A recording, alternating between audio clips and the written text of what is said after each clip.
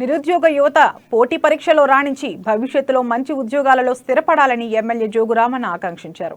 ఆదిలాబాద్ జిల్లా కేంద్రంలోని ST study సర్కిల్లో పోటీ పరీక్షలకు సన్నద్ధమవుతున్న అభ్యర్థులకు దుప్పట్లు, బ్యాంక్లెట్లు, ఇతర సామాగ్రి కిట్లను పంపిణీ చేశారు. ప్రభుత్వం కల్పిస్తున్న వసతులను సద్వినియోగం చేసుకుని మంచిగా చదువుకోవాలని, పోటీ పరీక్షల్లో తమ సత్తా చాటాలని సూచించారు. ఈ కార్యక్రమంలో ఎస్సీ కార్పొరేషన్ అధికారిని Sunitha Kumari, ST study circle director Ramesh Kumar, అభ్యర్థులు తదితరులు పాల్గొన్నారు.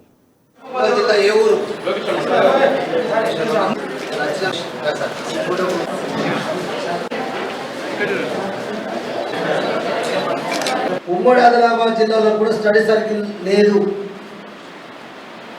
నేను బీసీ వెల్ఫేర్ మినిస్టర్గా 2014 2 జూన్ నాడు ప్రమాణ స్వీకారం చేసినప్పుడు మా బీసీ స్టడీ సర్కిల్ కూడా ఒకటి వరంగల్, ఒకటి హైదరాబాద్, తర్వాత మరి ఇంకెక్కడ లేవు. అప్పుడు 10 జిల్లాలు మాత్రమే ఉన్నాం.